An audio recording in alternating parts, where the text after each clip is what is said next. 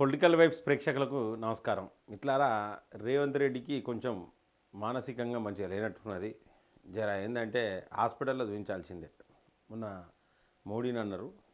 నేనే చెప్తున్నా క్లియర్‌గా, మోడీ కాదు రేవంత్ రెడ్డికైతే ఖచ్చితంగా చూయించాల్సిందే. ఈ మాట ఈ దేశంలో పుట్టి గడ్డ మీద పుట్టిన వ్యక్తి బ్రిటిష్ వారి కన్నా బీజేపీ డేంజర్ అనొచ్చున. బీజేపీ అనేది భారతదేశంలో ఉన్న పార్టీ. బ్రిటిషోడు ఇక్కడోడు కాదు. వాళ్ళకంటే మనం డేంజర్. అంటే మన దేశంలోని వేరే దేశం వాళ్ళతో పోల్చుకోవడం ఎంతవరకు కరెక్ట్? ఫస్ట్ ఆఫ్ ఆల్ మీ బతుకులు గింతే. ఇది రేవంత్ రెడ్డి కావచ్చు. అసలు కాంగ్రెస్ అంటేనే ఇదే కథ ఉన్నది. ఏవైనా పక్క దేశంలోని పొగుడు తప్పితే ఈ దేశంలో ఉన్నోని పొగిడిన సందర్భాలు లేవు.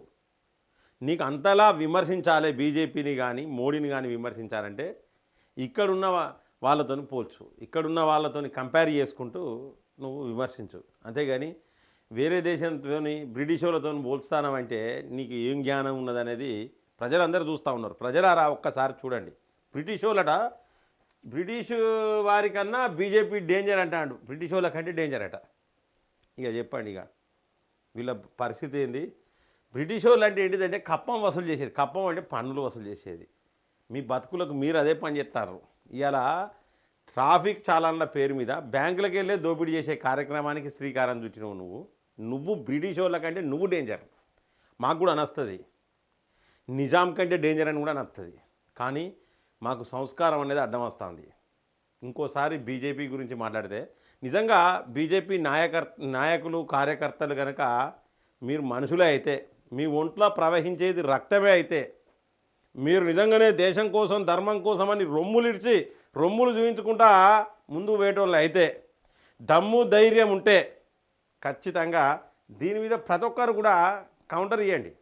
ఎవరికి వాళ్ళు సగటు కార్యకర్తను కూడా చెప్తా ఉన్నా, స్టేటస్లలో పెట్టుకోండి.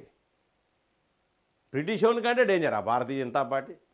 రాహుల్ గాంధీకి ఇట్లనే మాట్లాడతాడు, వేరే దేశానికి పోయినప్పుడు మాట్లాడతాడు, వేరే దేశం గురించి గొప్పగా మాట్లాడతాడు, భారతదేశాన్ని తక్కువ చేసి మాట్లాడతాడు. మీరు అసలు మనుషులైనా? ఈ దేశంలో పుట్టినోడు ఈ దేశంలో ఉన్నోళ్ళ గురించి ఈ విధంగా మాట్లాడడం కరెక్టేనా? ఏం చదువుకున్నారా? మీరు చదువుకున్న చదువు కదా. రాజకీయాల కోసం గింత దిగజారుడా? రాజకీయాల కోసం దిగజారే పరిస్థితి మీకు వచ్చింది అంటే మీ పరిస్థితి ఎంతవరకు పోయిందిగా? ఇంకా మీకు ఇట్లనే అధికారం ఇస్తే రేపు పొద్దున ఈ దేశాన్ని పక్క దేశంకి అమ్ముతారు. మీరు సగం అమ్ముతారు, ముక్కలు చేసి అమ్ముతారు మీ బతుకు. అందుకనే మీకు దేశంలో మీ పార్టీ ముందుకు పోయింది. ఎందుకంటే మీ పరిస్థితి మిమ్మల్ని ప్రజలు నమ్మే పరిస్థితి లేదు. మిమ్మల్ని కనుక ప్రధానమంత్రిని చేస్తే మీ రాహుల్ గాంధీనో ప్రియాంక గాంధీనో రాహుల్ గాంధీని ఎవరినన్నా ప్రధానమంత్రిని చేస్తే ఖచ్చితంగా ఈ దేశాన్ని 3 ముక్కలు చేస్తారు. అందుకనే ప్రధానమంత్రిని చేస్తలేరు. అందుకనే మీకు అధికారం ఇస్తలేరు. గది ఆలోచించుకో రేవంత్ రెడ్డి.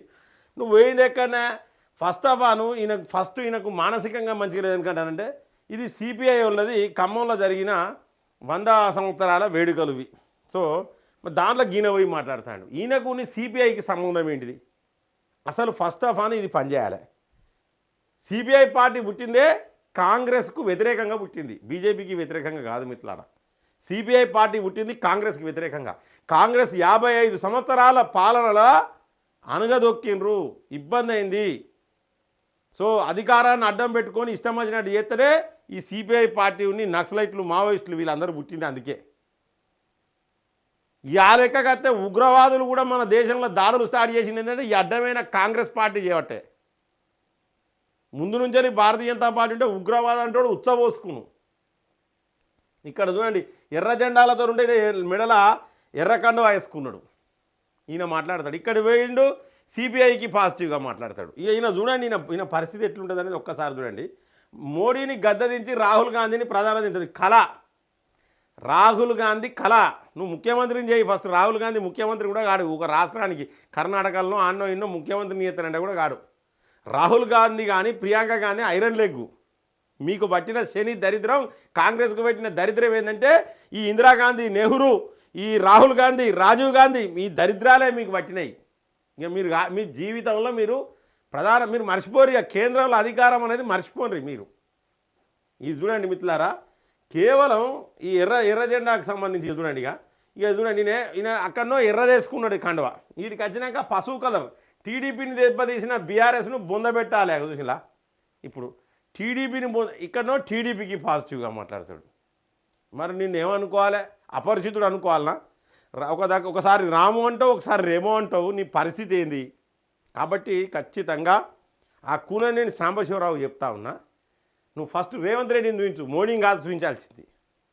హాస్పిటల్లో మంచి హాస్పిటల్ చూపించు రేవంత్ రెడ్డిని. ఇవానే మాటలు నీకు కేసీఆర్ చంద్రబాబు నువ్వు ఎలగొడితే నీకేం నొప్పా? చంద్రబాబు మీద నీకు ఉన్న ప్రేమ ఏంటిది? దొంగ ప్రేమ.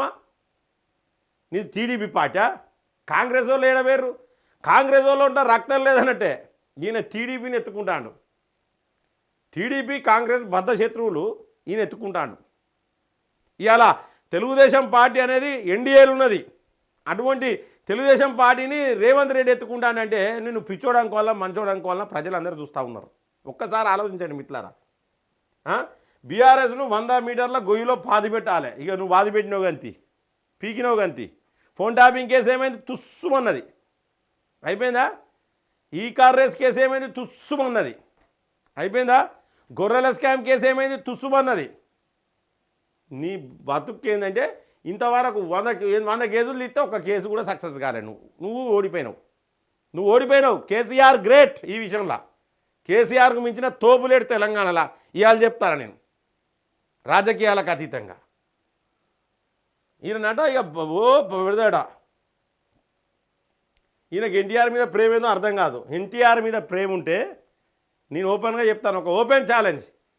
శంషాబాద్ ఎయిర్పోర్ట్కు ఎన్టీఆర్ పేరు పెట్టు. నేను ఓపెన్ ఛాలెంజ్ చెప్తాను. పెట్టావు నువ్వు. ఎందుకంటే అది కాదు, 2034 వరకు అధికారంలో ఉంటావు నువ్వు. నెక్స్ట్ కొడంగల్లోకి వెళ్తే దేనికంటే దానికి కూడా పో. కొడంగల్లో గెలవడు. నెక్స్ట్ అయిపోయింది. కాంగ్రెస్లో చాలా మంది ఎమ్మెల్యేలు ఏంటంటే ఇంకో దఫా గెలవమని ఇప్పుడే సంపాదించుకునే కాడికి సంపాదించుకోవాలని స్టార్ట్ చేసిర్రు. ఇక దుకాణాలు స్టార్ట్ చేసిర్రు. ఇక చూడండి మిత్రులారా, మున్సిపల్ ఎన్నికల్లో గెలుపు ఈజీ అయినా జర జాగ్రత్తగా ఉండాలి. బీఆర్ఎస్కు పోటీ ఇచ్చే స్థితిలో లేదట ఈయన చెప్తాండి. ఇక బీఆర్ఎస్కు పోటీ ఇచ్చారు. వాస్తవం చెప్తానా, గూడెం మైపాల్ రెడ్డి ఏం మాట్లాడినా అనవసరంగా వేడినా ఈ దరిద్రపు కొట్టి కాంగ్రెస్లకు నమ్మిపోయినా ఎంటిక మందం కూడా డెవలప్మెంట్ కాలేదు. నా తల్లి లాంటి పార్టీ, కన్న తల్లి లాంటి పార్టీ 3 సార్లు టికెట్లు ఇచ్చిన ఆ పార్టీకి అభ్యర్థులనే గెలిపామని చెప్పి. అంటే మీ బతుకులు ఎంతకు వచ్చినాయి? మీ దగ్గరికి వచ్చిన ఒక ఎమ్మెల్యే తిరిగి మళ్ళీ బీఆర్ఎస్కు పోయినట్టే లెక్క.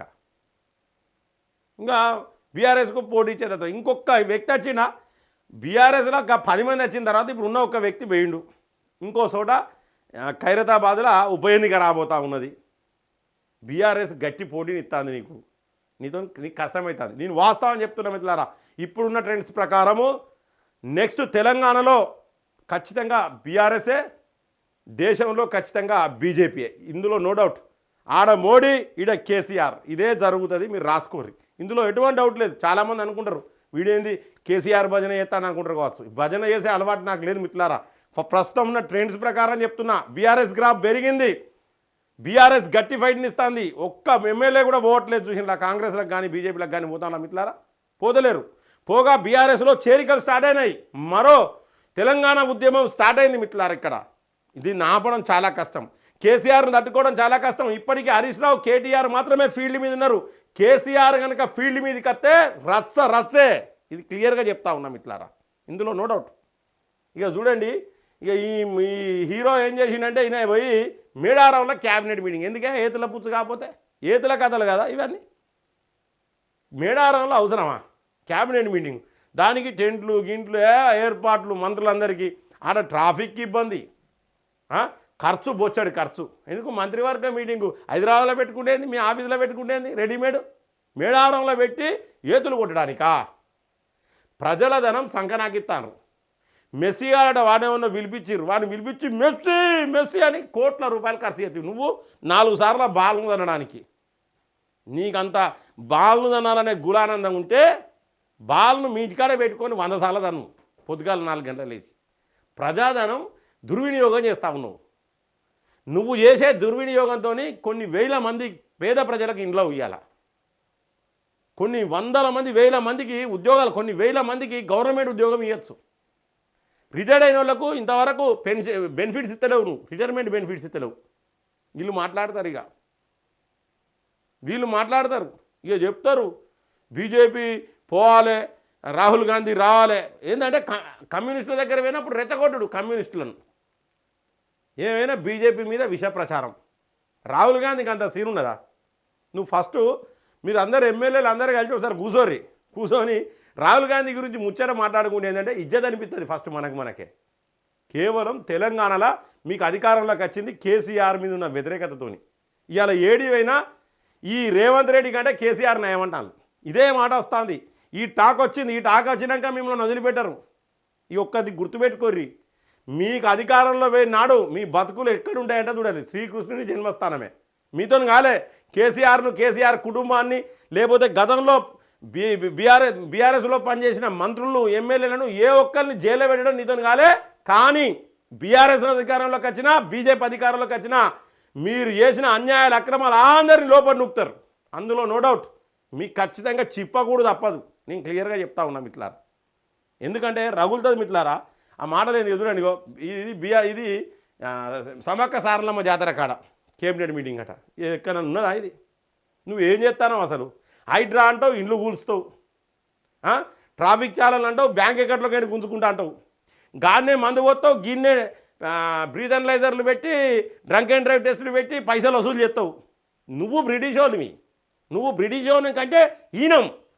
నేను చెప్తున్నా, నాకు ఈ మాట అనాలంటే చాలా బాధ అనిపిస్తుంది మిత్రులారా.